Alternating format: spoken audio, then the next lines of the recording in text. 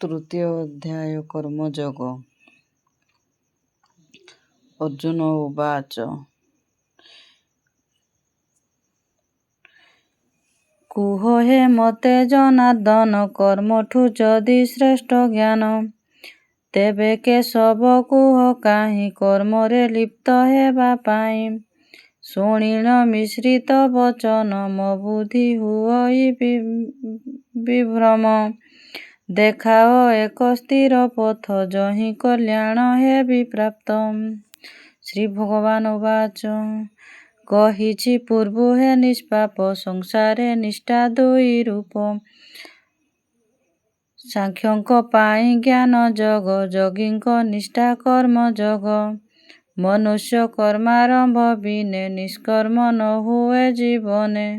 କେବଳ କର୍ମ ତ୍ୟାଗ କଲେ ସିଦ୍ଧି ପ୍ରାପ୍ତ ନୁହେଁ କାଳେ। ସଂସାରେ ନାହିଁ କେହି ଜନ ରହିଛି ହୋଇ କର୍ମହୀନ। ପ୍ରକୃତି ପରବଶ ହୋଇ ଏ ଜୀବ କର୍ମ କରିଥାଇ। କରିଣ ଇନ୍ଦ୍ରିୟ ଦମନ ରଖେ ବିଷୟେ ଆକର୍ଷଣ।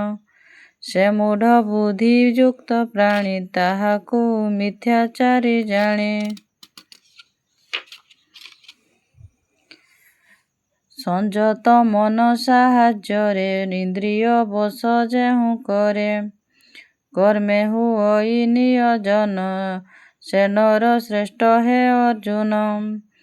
ଶାସ୍ତ୍ର ବିହିତ କର୍ମ କର ଅକର୍ମ ଅଟେ କର୍ମ ସାର। ନହେଲେ କର୍ମରେ ପ୍ରବୃତ୍ତ ଶରୀର ନିର୍ବାହ ଅସିଦ୍ଧ। ଯଜ୍ଞ କର୍ମରୁ ଭିନ୍ନ କର୍ମ କରେ ଯେ ହୁଏ ମହାଚ୍ଛନ୍ନ। ହୋଇ ହେ ପାର୍ଥ ଅନାସକ୍ତ ଯଜ୍ଞ କର୍ମରେ ହୁଅ ଲିପ୍ତ। ସୃଷ୍ଟି ଆରମ୍ଭେ ପ୍ରଜାପତି ପ୍ରଜା ଓ କର୍ମ ବିଧି ରଚି। କହିଲେ ଯଜ୍ଞ ବୃଦ୍ଧି ପାଅ ଅଭୀଷ୍ଟ ଫଳ ପ୍ରାପ୍ତ ହୁଅ। ଯଜ୍ଞେ ତ ଶିବ ଦେବ ଗଣ ଦେବେ ରଖିବେ ତୁମ୍ଭ ମନ। ଉଭୟ ହୋଇଲେ ଉନ୍ନତ କଲ୍ୟାଣ ତୁମ୍ଭ ହେବ ପ୍ରାପ୍ତ। ଦେବତା ଯଦି ତୃପ୍ତ ହେବେ ତୁମ ବାଞ୍ଛିତ ଫଳ ଦେବେ। ଦେବେ ନ ସମର୍ପି ସେ ଫଳ ଯେ ଭୋଗେ ସେ ବଲାଏ ଚୋର। ଯଜ୍ଞାବଶେଷ ଅନ୍ନ ନିଏ ଶ୍ରେଷ୍ଠ ସେ ପାପ ମୁକ୍ତ ହୁଏ। ନିଜ ପାଇଁ ଯେ ରାନ୍ଧେ ଅନ୍ନ ପାପ ସେ କରଇ ଭୋଜନ। ଅନ୍ନରୁ ହୁଏ ଜୀବ ସୃଷ୍ଟି ବୃଷ୍ଟିରୁ ଅନ୍ନର ଉତ୍ପତ୍ତି। କର୍ମରୁ ଯଜ୍ଞର ଉତ୍ପତ୍ତି ଯଜ୍ଞରୁ ବର୍ଷା ହୁଏ ସୃଷ୍ଟି। ବେଦରୁ କର୍ମର ଉତ୍ପନ୍ନ ଅକ୍ଷର ବ୍ରହ୍ମଦେବୁ ଜନ୍ମ। ପରମାତ୍ମା ଯେ ସର୍ବବ୍ୟାପ୍ତ ଯଜ୍ଞରେ ସିଏ ନିତ୍ୟ ସ୍ଥିତ। ହେ ପାର୍ଥ ଏହି ସୃଷ୍ଟି ଚକ୍ର ପାଳନେ ଯିଏ ଅସମର୍ଥ। ଇନ୍ଦ୍ରିୟ ଭୋଗେ ହୁଏ ମଗ୍ନ ଜୀବନ ତାର ଅକାରଣ।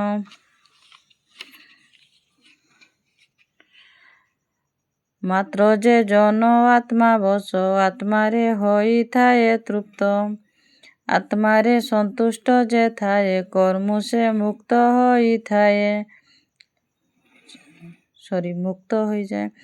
ଜଗତେ ସେ ମହାପୁରୁଷ କର୍ମେ ନିଷ୍କର୍ମେ ନୁହେଁ ବଶ।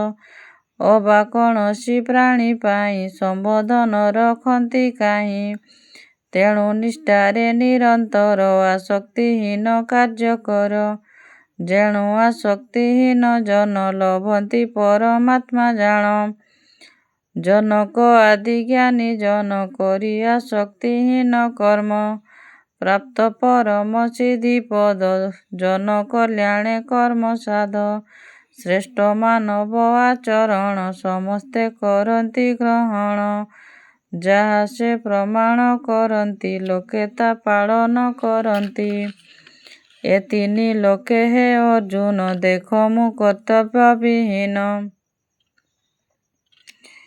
ଅପ୍ରାପ୍ୟ ମୋର କିଛି ନାହିଁ ତଥାପି କର୍ମ ମୁଁ କରଇ। ଅସାବଧାନେ ଯେବେ ପ୍ରାର୍ଥ କାର୍ଯ୍ୟେ ମୁଁ ନ ହୁଅଇ ରତ। ଅନୁସରି ମୋ ଚଲା ପଥ କର୍ମ ନ କରିବ ଜଗତ। ଯଦି ମୁଁ କର୍ମ ନ କରିବି ପ୍ରଜା ନଷ୍ଟର ହେତୁ ହେବି ଏବଂ ଶଙ୍କର ଜାତ ହେବେ ମୋ ପାଇଁ ଲୋକ ନାଶ ଯିବେ। ଅଜ୍ଞାନ ଜନ ଆସକ୍ତିରେ ପାର୍ଥ ଯେପରି କର୍ମ କରେ ସେପରି ତତ୍ତ୍ୱଜ୍ଞାନ ମାନେ କରନ୍ତି କର୍ମ ଯେ କଲ୍ୟାଣେ।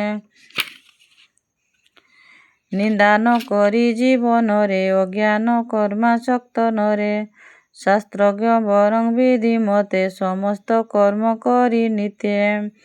ଉତ୍ସାହ ନେଇ ପ୍ରଜାବର୍ଗେ କର୍ମ ସାଧନ୍ତି ଶାସ୍ତ୍ର ମାର୍ଗେ। ଜଗତେ ସବୁ କର୍ମ ଗୌଣ କେବଳ ପ୍ରକୃତି ଅଧୀନ। ମାତ୍ର ଯେ ଅହଂ ବିମୋହିତ କର୍ତ୍ତା ବୋଲିଟି ସେ ଗର୍ବିତ। ଜୀବନେ ଗୁଣ କର୍ମ ତତ୍ତ୍ୱ ଜ୍ଞାନୀ ଯେ ଜାଣଇ ସତତ। ଗୁଣେ ଯେ ଗୁଣ ପ୍ରତିଭାତ ଜାଣି ସେ ନ ହୁଏ ଆସକ୍ତ।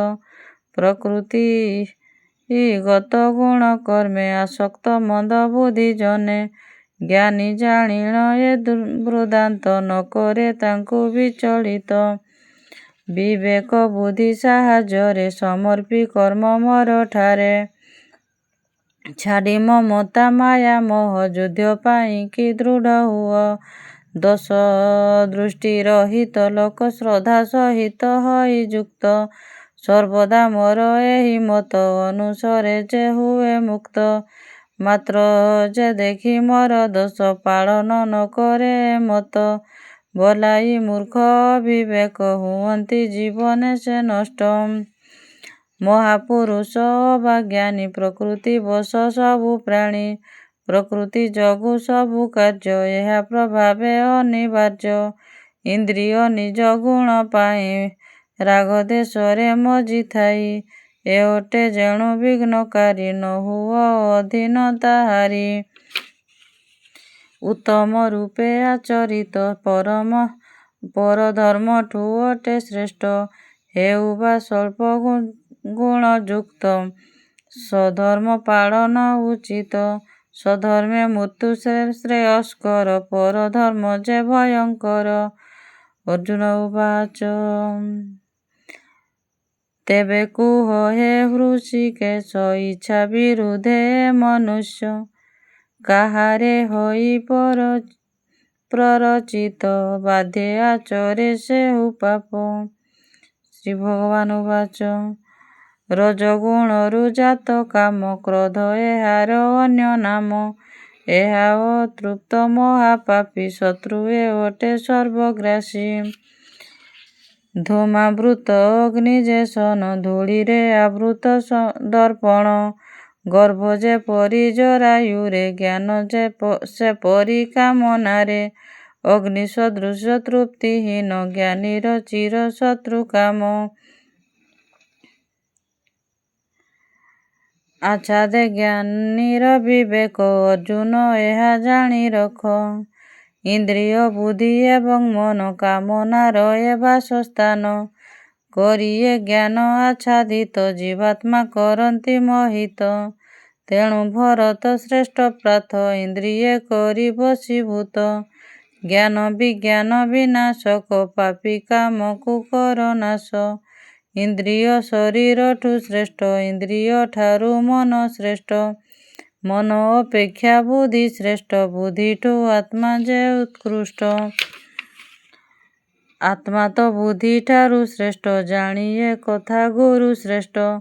ବୁଦ୍ଧିର ବଶ କରି ମନ କାମକୁ କର ହେ ଦମନ। ଇତି ତୃତୀୟ ଅଧ୍ୟାୟ କର୍ମଯୋଗ।